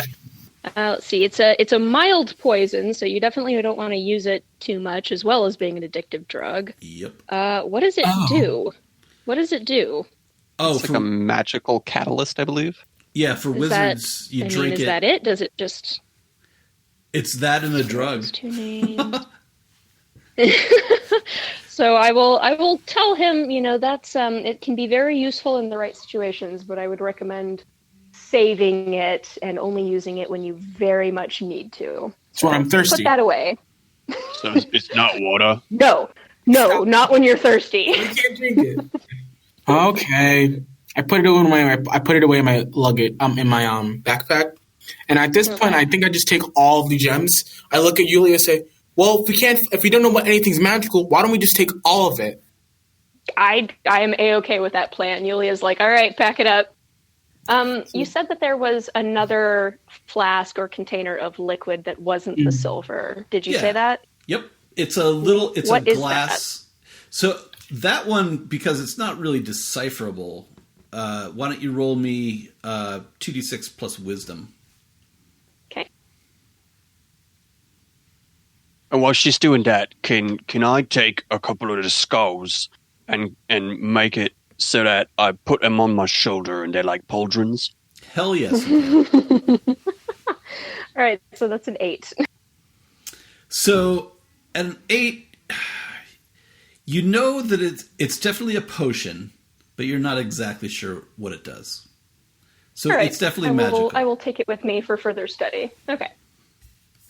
So yeah, let's just load up what we got here. So don't drink that. Probably just a rule of thumb, Gorath and McMuffin, do not drink things if you don't know what they are. I'm letting you have that piece of advice from a good friend. Don't do it. But didn't we drink stuff from that random person in the bar? Technically, a bartender isn't random because you can, come back and tell them that they poisoned you. True. Well, I've definitely learned from experience to definitely not eat just anything, especially when it comes to mushrooms. Had a bad experience. Yep, that will happen. Or a really fun experience, one or the other. Did we take the silver dagger? Mm-hmm. Yes, it's not a magic dagger. It's just silver. Wow. So good for werewolves. Mm-hmm. Silver. I grabbed the silver dagger because that looks kind of cool, and the silver mirror. Damn it! Before you, I see Yulia looking at it. I take the silver dagger and the silver mirror. Let's see. Obsidian statue, scroll, boom, potion, yes, paintings, onyx necklace. Yeah, let's just load all of this stuff up and it's a lot of loot. We can sell it off. Yeah, sell it off later. Mm-hmm. McMuffin raises their hand. Can I grab something from the kitchen? If you can find something in there that is edible, knock yourself out. I walk over to the kitchen. Can we make a die of what's it called? A roll of fate. Die of fate? Sure. Die of fate, yes. Fate is good, but I suggest you let's roll me 2d6 wisdom. See what you find. Why? Oh, excuse my language. And you're looking for food, right? You just want to find something to eat? My character's looking for goodies, just anything that's valuable. Oh, okay. But food is also valuable to them. Okay. So that'll be -1. Yeah. 9. So that's 9. Cool. Well, so you find some stale bread and some moldy cheese that might be moldy in a good way? You just cut the mold off. It's fine. It makes the flavor better. Or Yulia. Maybe it's blue cheese. We don't know. Yulia, look, I found cheese. It has a weird mushroom growing out of it.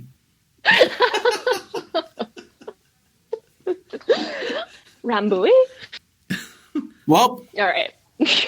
I like this. And he takes a pan. Right. He takes one of those cast iron pans that are there. So this is mine now too. All right. Cast iron pan. Good luck toting that around. They're super fun to carry. Well, if you wear it on your back, you're invulnerable to gunfire. There you go. He sort of has a belt. Just put 2 pans. You know how some characters in TV shows have belts with, gadgets around it? He sort of just clips it to his belt, and now it just hangs it to the side of his pants. And bangs against your leg when you walk. Didn't that pan kill someone? Clang. I can't remember. Clang. The pan did kill a skeleton, I think. There you go. Yes, it did.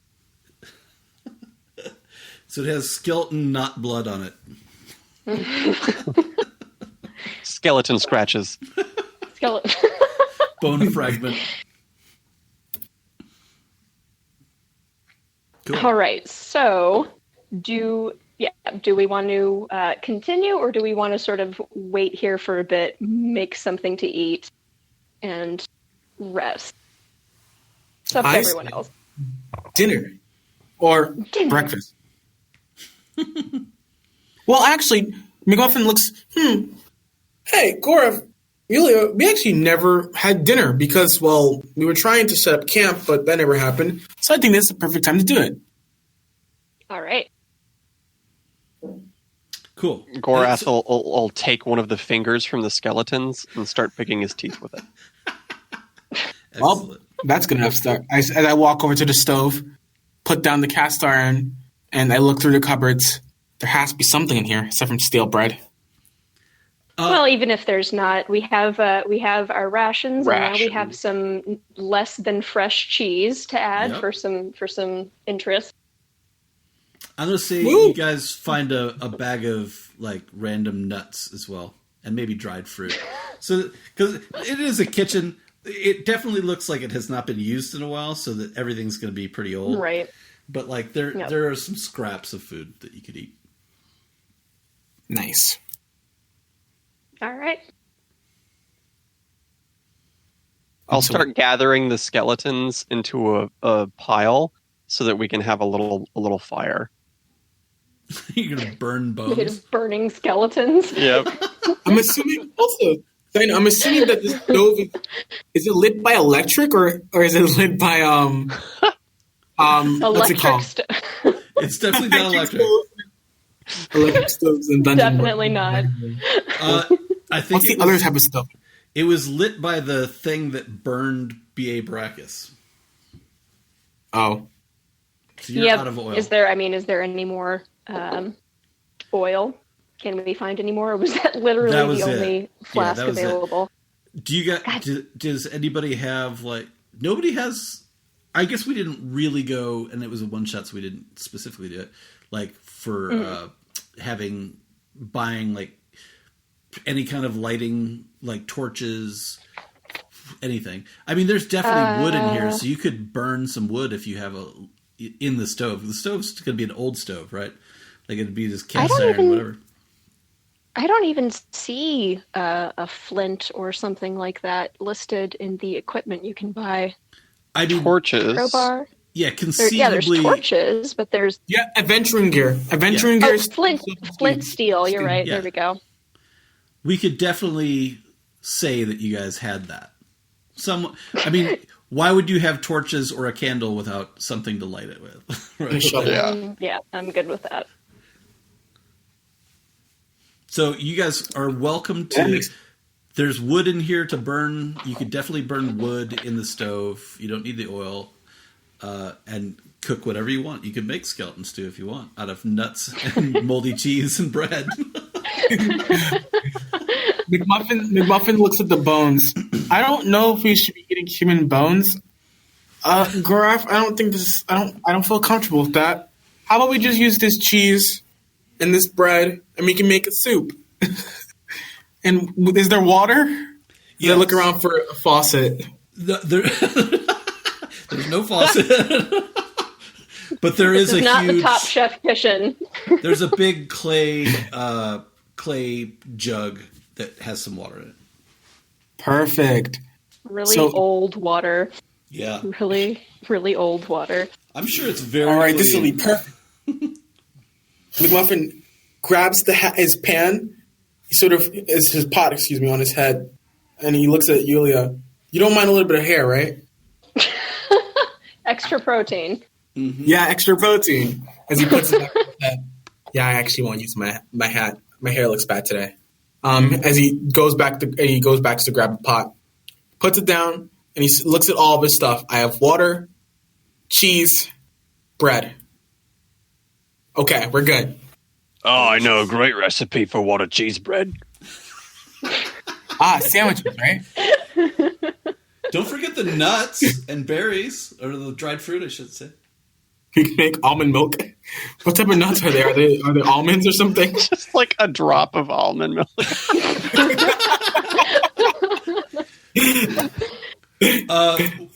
What's the worst fruit on the planet? It's that.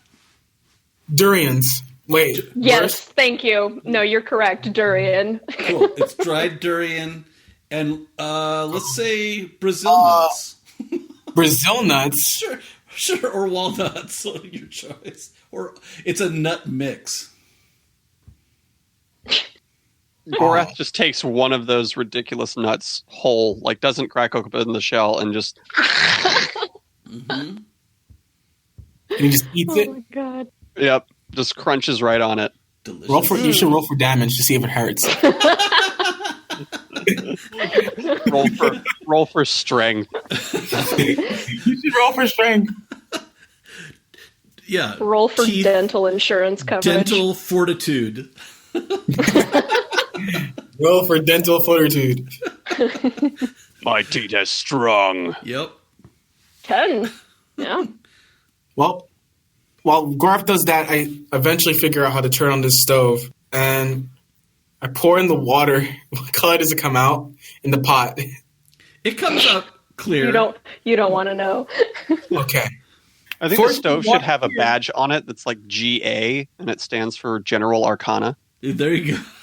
Yeah. It does. Canon. That's in. Wait, the pot or the nuts? No, the stove. The stove. Oh. Yeah. It's a play on like a GE stove. Instead of General Electric. General Arcana, famous stove makers of the land. Famous stove makers and various kitchen appliances. And yeah, an occasion, maybe a pan or two, Yeah. I mean, as this goes on, I'm just, I don't know, my character just sort of figures something out. Puts water, he puts the cheese in there, and he looks back into the drawer. Maybe there's a vegetable? I'm just gonna say, based on the fact that I have rations, and I'm assuming other people do, we have enough ingredients to add to this that we can actually make something relatively edible. Yeah. So we're probably okay. An edible stew. An edible. Literally, Gorath's all of Gorath's belongings consist of his armor and his axe and whatever we just picked up. Yulia, at the very least, has rations, so I think we're good. Mm-hmm. So we pretty much end up using the rations. How about we make a curry or something? I don't know. What's your character's favorite dish? My grandmother, my great grandmother, I should say, grew up during the Great Depression, and during the Great Depression, you just kind of took whatever food you had and you made it into something. It didn't matter how, if they didn't go together. And she called it slumgullion. So I'm going to say we were making slumgullion. Awesome. Ooh, slumgullion. To answer your question, my favorite food is rock gut toes. What toes? Rock gut toes. What is in that? It's also a bad picture I sent. Oops. Well, it's the toes of a rock gut. What's a rot gut? That I don't know. It's like a cross between a horse and a rat. What an image! My God. Delicious. Just like Mama used to make.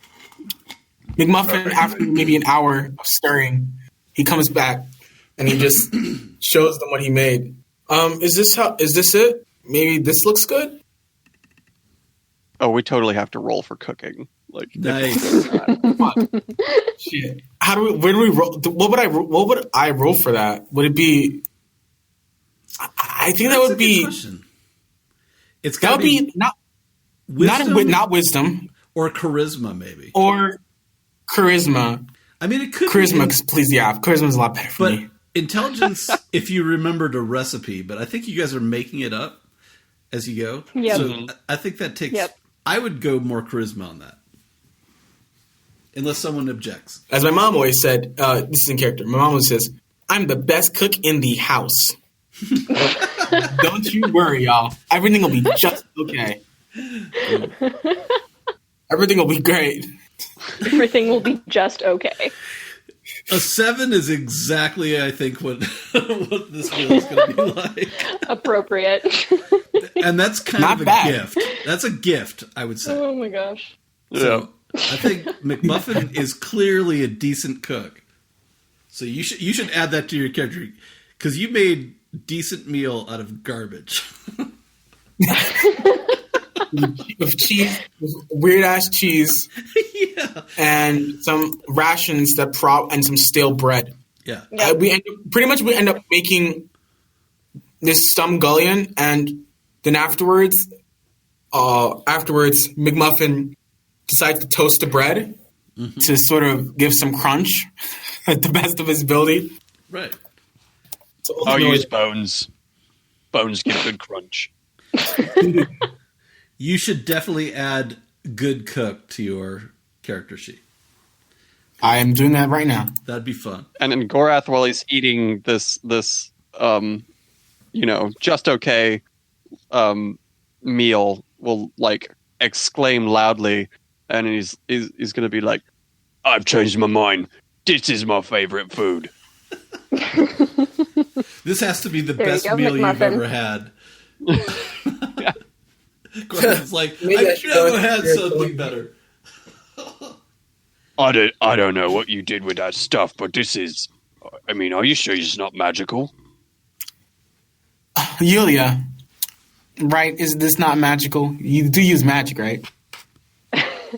I mean, considering what ingredients we started off with, this is pretty darn magical. Decent chef by day, adventurer by night. There you go. Put that on your restaurant slogan. I have my journey. I have written down that McMuffin is an apprehensive sailor, which I love. Apprehensive sailor who's also a decent cook. Yep. There you go. This is going on my character sheet. I think it's great. This is the way to build characters. Have it through roleplay. It's fun. Only thing that could make this stew better: rocket toast. A side of rocket toast. So, is there anything else you guys wanted to do? I mean, I feel like you got a decent meal. You're going to kind of sit down, maybe take a rest. Yep. Yeah. Yeah, that's probably the best bet. I feel like it's a good place to call it for today. Yeah, and maybe Yulia heals you guys up to your max. Mm-hmm. Because when you level up, I guess you because McMuffin, you were pretty banged up. Yeah. So you guys will go in full hit points next time. That'll be cool. Just take a little short rest, and you're just kind of chilling. Before you're like, let's not even go up those fucking stairs until we've eaten and sat for a bit. Yeah, we'll that's wait. cool. Yep. Cool.